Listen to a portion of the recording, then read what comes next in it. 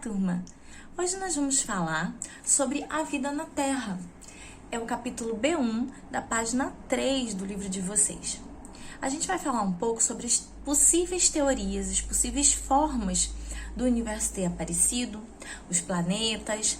A gente vai abordar um pouco também sobre seres vivos, quais são as principais características dos seres vivos, e vamos falar sobre célula, que é a nossa principal unidade funcional. Vamos lá? A vida na Terra, página 3 do livro de vocês, tá?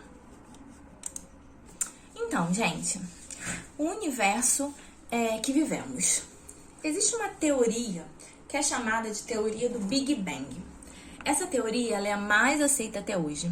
E ela fala pra gente que numa hipótese, uma quantidade inimaginável de energia estava comprimida e explodiu, expandindo-se e formando gases, poeira interestrelar, estrelas e planetas. A partir daí, o universo continua em expansão. Isso significa dizer que o universo continua crescendo, tá?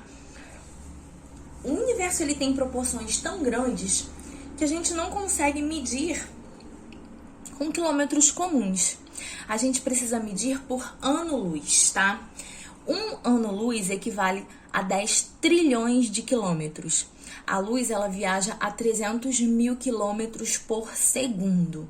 Ela viaja muito rápido. Então, no universo, a gente costuma usar ano-luz para ser a unidade de medida, tá?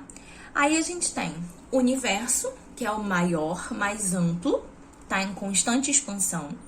Nós temos depois a nossa galáxia. A galáxia, ela é um conjunto de gases, poeiras, estrelas, planetas, satélites naturais que orbitam os planetas, tá? Então, tudo isso tem na galáxia, é um conjunto dessas coisas todas. A nossa galáxia se chama Via Láctea. Existem muitas galáxias. A nossa se chama Via Láctea.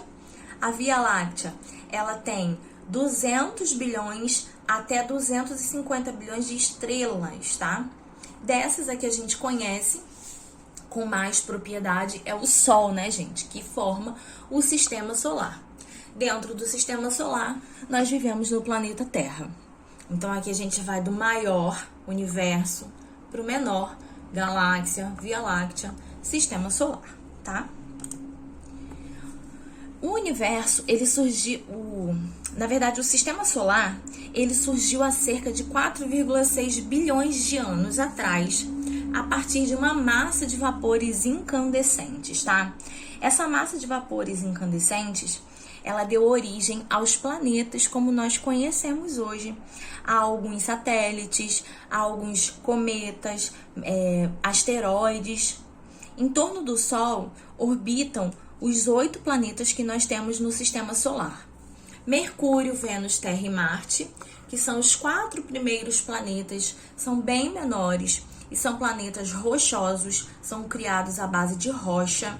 Nesses planetas a gente encontra oxigênio, a gente encontra muito ferro e a gente encontra também um elemento químico chamado sílica, tá? E nós temos Júpiter, Saturno, Urano e Netuno, que são os planetas gasosos, são planetas muito maiores, à base de gás, eles não têm rochas, tá? Esses planetas, eles são formados a partir, principalmente, de gás hélio e gás hidrogênio. No nosso universo, a gente teve também a história do Plutão, não sei se vocês lembram, né? Plutão era um planeta antigamente e hoje em dia ele não é mais considerado um planeta, sendo considerado um planeta anão. Por quê? Aqui existem 4 condições para que o astro seja considerado um planeta. Orbitar uma estrela, Plutão orbitava o Sol, ok. Não ser um satélite, Plutão não é um satélite, ele tem uma órbita. Ser maciço para ser esfera, então ele era uma esfera, né? Ele era tão maciço ao ponto de se tornar uma esfera, ter esse formato de bola. E ser grande o suficiente para que o seu caminho orbital seja livre. o caminho da órbita de Plutão, enquanto ele girava em volta do Sol, não era livre. Esse foi o grande problema que tirou Plutão do rol dos planetas, tá, gente? Então, ele não é mais um planeta hoje. A Terra, que é o nosso planeta, ela surgiu há 4,5 bilhões de anos atrás e ele teve origem também a partir de gases e poeiras de antigas estrelas. É lindo, né? Pensar que a gente é parte do universo, parte das estrelas que nós vemos hoje, tá? No começo, a Terra era uma bola de fogo incandescente, muitos vulcões, muitas chuvas, muitas tempestades, muitos meteoros caíam no nosso planeta, tá? A massa da Terra era menor do que ela é hoje em dia. Isso, com o tempo, o campo gravitacional da Terra passou a atrair outros materiais que estavam em volta e aí a Terra ficou do tamanho original. Acredita-se que a Terra tenha colidido com um outro planeta que também era parte do sistema solar e ficou desse tamanho, e o restante desse outro planeta ficou sendo o satélite do nosso planeta, a Lua, né? Existe essa história, que é uma teoria. Então, antigamente a Terra era muito quente. Com o passar de milhões de anos, a superfície se esfriou, a superfície criou uma crosta, e isso favoreceu a vida no nosso planeta, tá?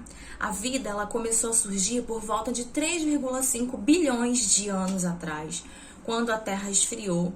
Ela evoluiu e se transformou em tudo que temos hoje.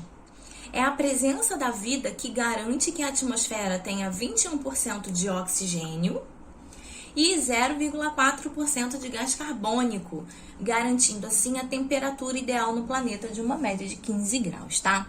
Então a gente tem a vida como ela é hoje e a gente só consegue continuar vivendo por conta da vida que existe no nosso planeta, tá bom? Aí agora a gente vai falar um pouquinho sobre o estudo dos seres vivos. Mas antes vamos entender duas coisas. Existem seres vivos, mas também existem coisas que não têm vida no nosso planeta que são muito importantes, tá?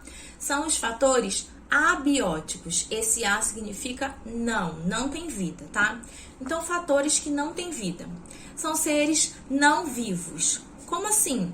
Luz, água, solo, rocha, pedra, sal que existe na água do mar, a pressão atmosférica.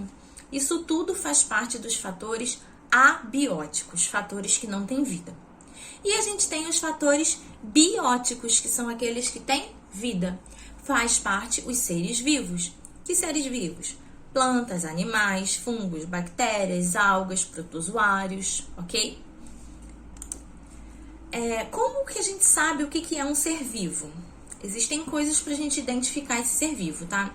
Eles são feitos de células, eles se reproduzem, eles podem sofrer mutações, transformações, eles possuem composição química e metabolismo, mantêm o equilíbrio do corpo, eles têm um ciclo de vida limitado, ou seja, eles morrem, eles crescem e se desenvolvem, e eles respondem a estímulos do ambiente. Tudo isso é um ser vivo, tá, gente? Então, quando eu falo de ser vivo e falo sobre tudo isso aqui, eu excluo o vírus. O vírus não é um ser vivo. O vírus, ele fica num espaço que não existe. Ele não é nem um fator abiótico, nem um fator biótico. Porque o vírus, ele não é feito de célula. O vírus, ele não se reproduz sozinho. O vírus pode sofrer mutações, mas eles não têm metabolismo se eles não estiverem dentro do nosso corpo. Eles não mantêm equilíbrio. Eles têm um ciclo de vida limitado, mas não muito. Eles podem sobreviver fora do corpo da gente também. Eles não crescem e não se desenvolvem sozinhos. E eles não respondem a estímulos. O vírus, ele precisa estar dentro do corpo de um ser vivo para conseguir se reproduzir e fazer tudo isso, tá? Então, o vírus não é um ser vivo. E aí, agora a gente fala um pouquinho sobre as células. Todo ser vivo é constituído de célula. Pelo menos uma célula ele tem que ter, tá? Que é o caso da bactéria. A célula é a menor unidade que tem uma função dentro do ser vivo. O vírus não é uma célula então ele não é um ser vivo. Todo ser vivo tem que ter uma célula, pelo menos, tá? Aqui a gente tem 3 tipos de células diferentes para observar. A primeira é uma célula de uma bactéria, a de baixo é uma célula de um vegetal e essa daqui é uma célula de um animal. Isso aí vocês já viram em outras épocas, em outros anos, tá? É só pra gente relembrar que existem essas 3 células possíveis. Uma célula bacteriana, célula vegetal e célula animal. Hoje a gente fica por aqui.